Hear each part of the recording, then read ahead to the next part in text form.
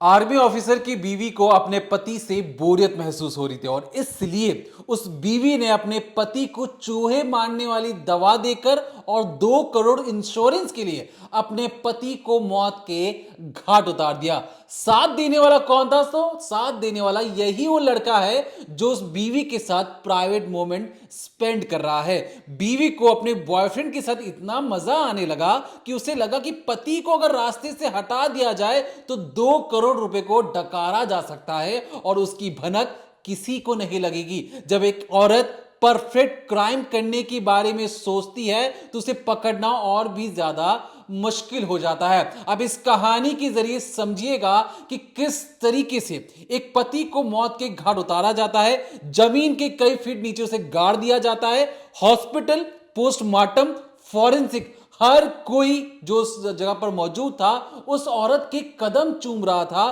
क्योंकि हर किसी को पता था कि एक्स आर्मी ऑफिसर की बीवी गलत नहीं कर सकती है। किस किस लोगों को इस औरत ने मैनेज किया और सिर्फ इसलिए कि पति के मरने के बाद जो मोटा पैसा आएगा उससे अपने बॉयफ्रेंड के साथ शेयर करेगी, बांटेगी और एक अच्छी जिंदगी जीने की कोशिश करेगी। लेकिन इस पूरी कवायद में चूहे मारने वाली दवा से लेकर जहर देने से लेकर हर एक कोशिश में वो सफल हो जाती है, लेकिन धोखा मिलता है।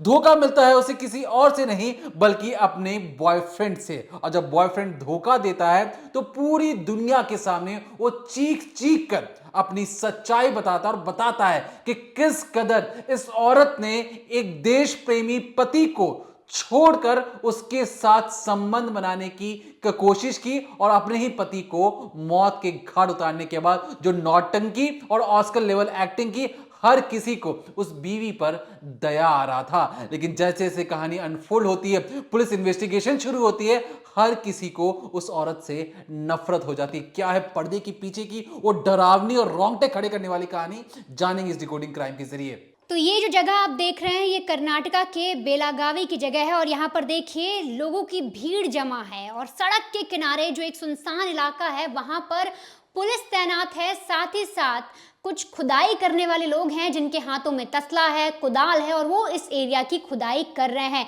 क्योंकि ज़मीन के इसी ठीक नीचे एक्स जो आर्मी पर्सन थे, जो आर्मी ऑफिसर थे, उनकी लाश को दफनाया गया था।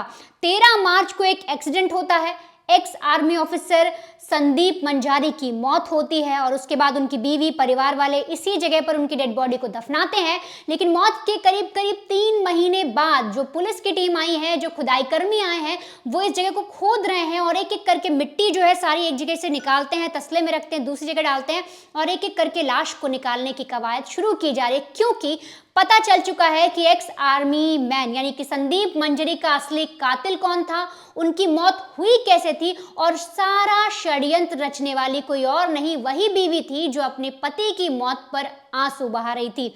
ये जो संदीप मंजरी हैं, इन्होंने 2023 दिसंबर में रिटायर हुए थे ये अपने पद से और उसके बाद ये अपनी पत्नी के साथ समय बिता रहे थे और फिर इन्होंने कुछ ऐसी चीज़ सोची, कुछ ऐसे बिजनेस को प्लान किया जिसके बाद इनकी मौत हो जाती है, वो भी अचानक। अब ये जो पूरा मामला है आखिर 3 महीने बाद क्यों खुला, क्यों पहले इस बारे में पता नहीं लगा, तो उसके लिए वजह है ये तस्वीर यानी कि ये वीडियो जो आप ये स्क्रीन पर अभी वीडियो देख रहे हैं। इसका नाम है पुंडालिक डोम्बार और ये कोई और नहीं बल्कि संदीप मंजरी की जो वाइफ है यानी कि सुमा मंजरी, उनका बॉयफ्रेंड है। वही बॉयफ्रेंड जिसने बकायदा प्लानिंग कर कर अपनी गर्लफ्रेंड के साथ उसके पति संदीप मंजरी को मौत के घाट उतार दिया।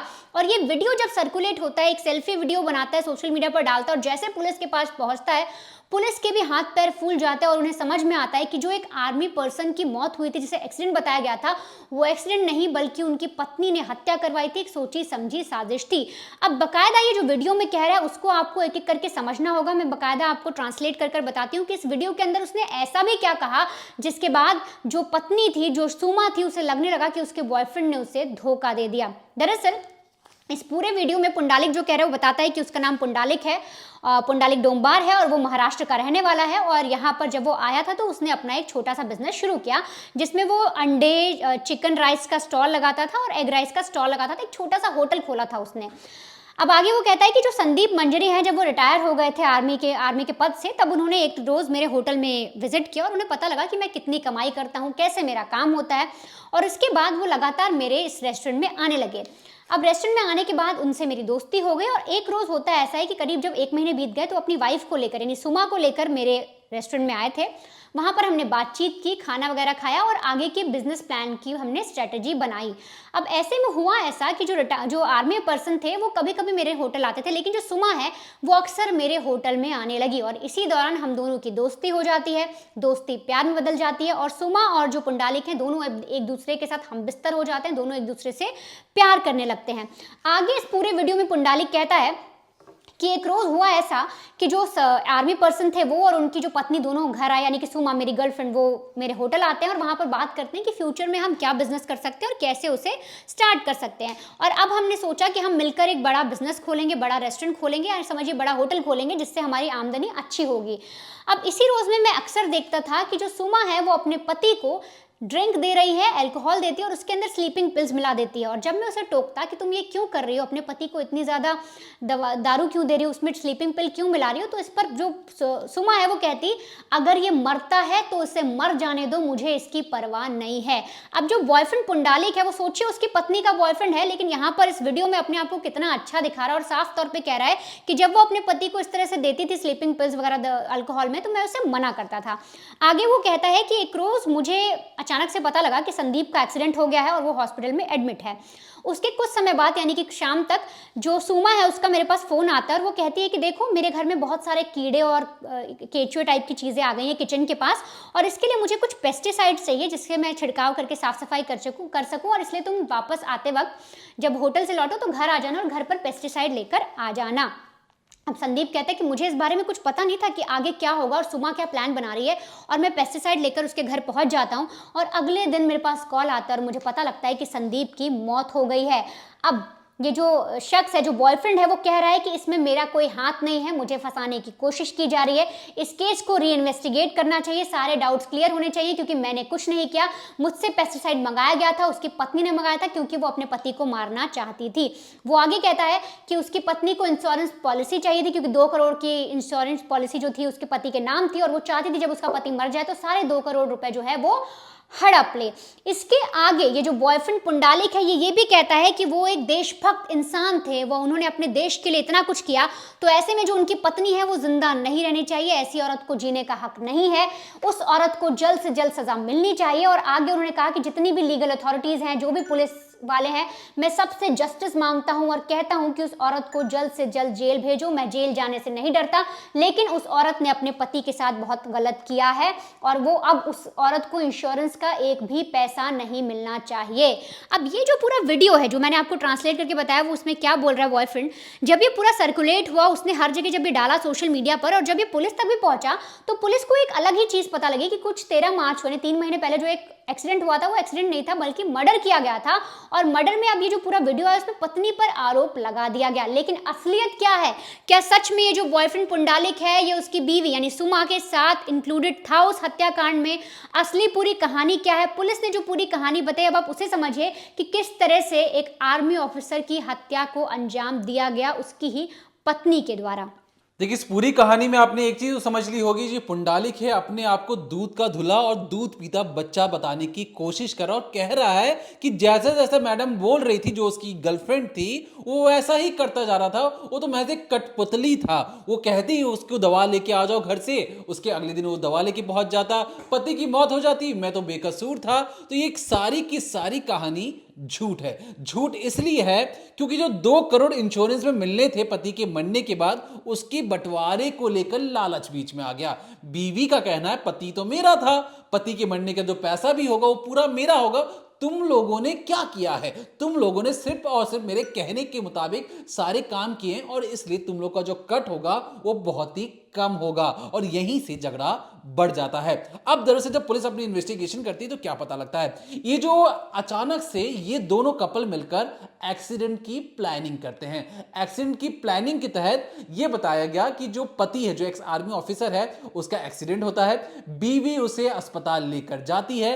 अस्पताल के अंदर भी जो शुरुआती जानकारी निकलकर सामने आई है, कोई गंभीर चोट कहीं पर भी नहीं थी। उसे जानबूझकर उस एक्स आर्मी ऑफिसर को एक प्राइवेट रूम में रखा जाता है जहां पर उसका इलाज चलता है। अब ऐसे में सवाल उठता था कि हॉस्पिटल में वो कौन सा शख्स था जो इतनी ज्यादा मदद कर रहा था, जब शरीर पर कोई गंभीर चोट नहीं है, कहीं पर भी ऐसा कोई भी जानलेवा चोट नहीं है, तो उसे प्राइवेट रूम में ऐसा रखकर कौन सा इलाज करवाया जा रहा था। तो पता लगा कि हॉस्पिटल में एक राहुल नाम का शख्स है जो इनकी मदद कर रहा था A to Z। अब किस तरीके से मदद कर रहा था, ध्यान से सुनते जाइएगा। जो सलाइन जो चढ़ता है जब आप देखते हैं अस्पताल में, उसमें चूहे मारने वाले जहर को दे दिया जा रहा था। अलग अलग किस्म के जहर दिए जा रहे थे कि धीरे धीरे ही सही इसका जो हार्ट है वो कार्डियक अरेस्ट होकर या हार्ट अटैक के थ्रू ही इनकी मौत हो जाए, और जिसके बाद पूरी दुनिया को लगे कि एक्सीडेंट हो के आया है, दिल थम गया है, इंटरनल ऑर्गन्स की ब्लीडिंग हुई होगी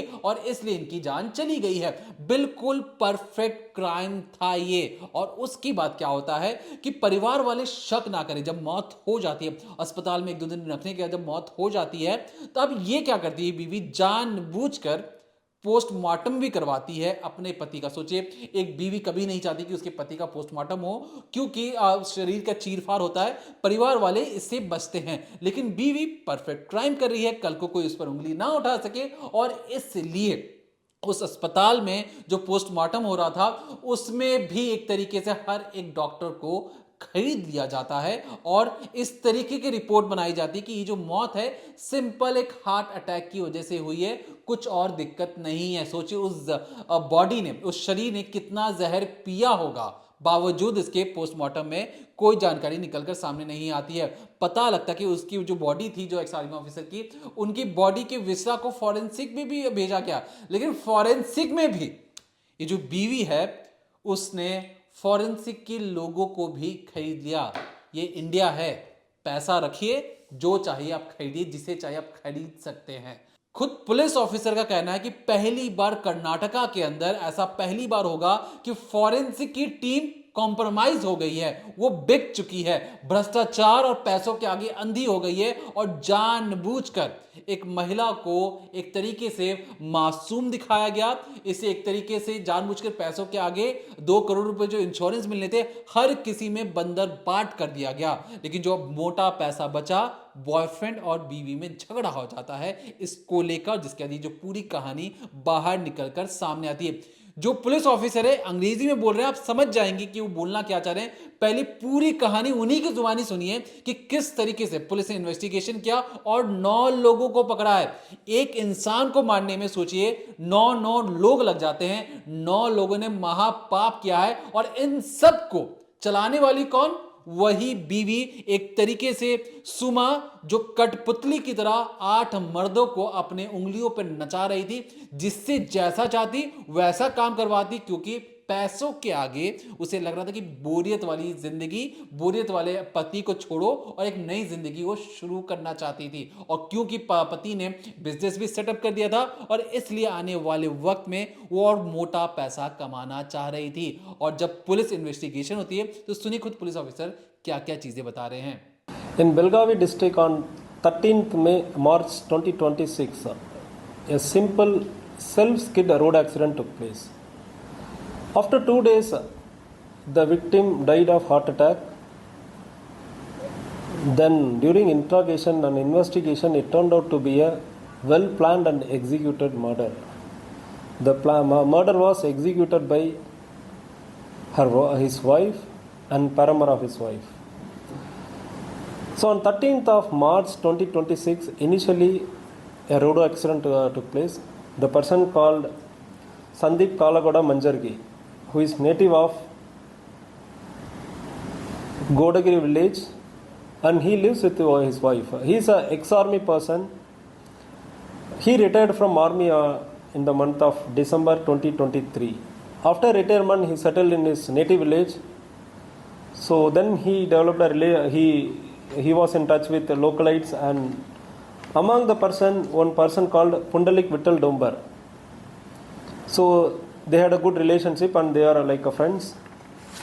Pundalik Dombar was running a small shop, eatery.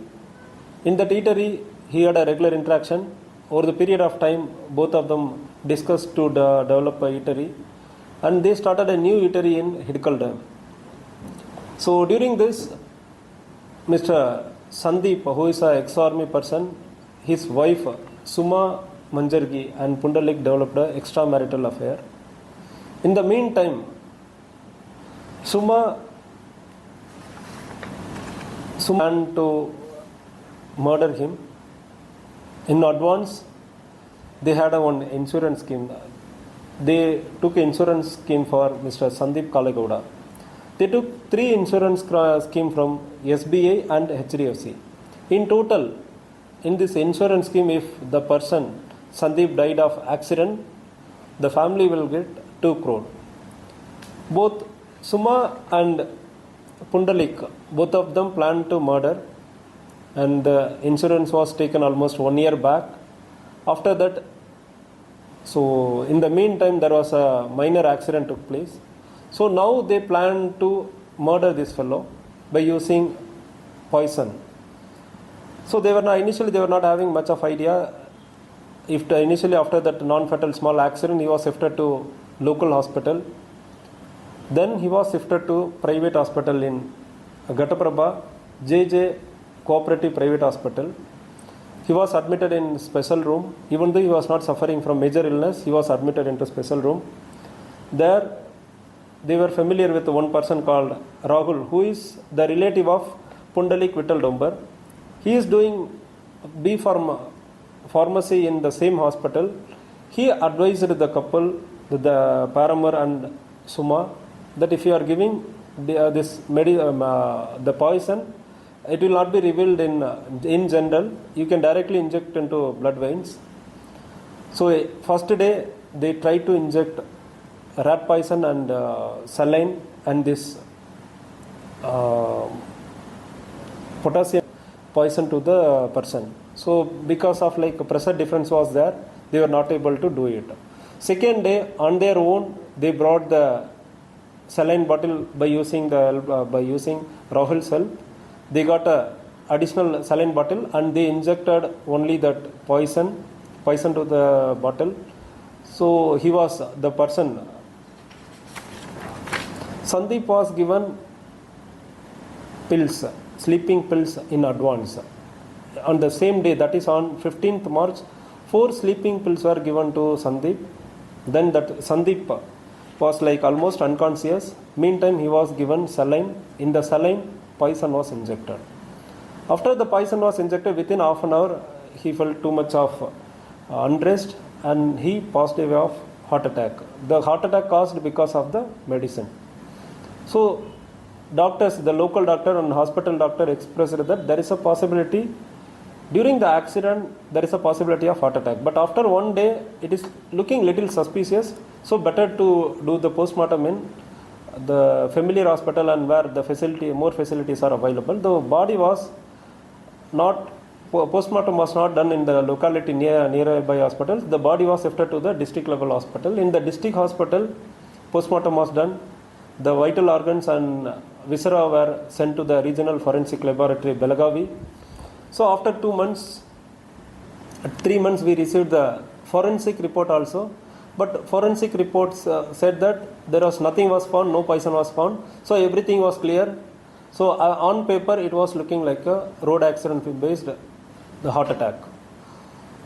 So in the meantime, there was a WhatsApp status by the Pundalik Vittal Dombar. He said that I will reveal all the information, the vague information about that something is suspicious about the murder.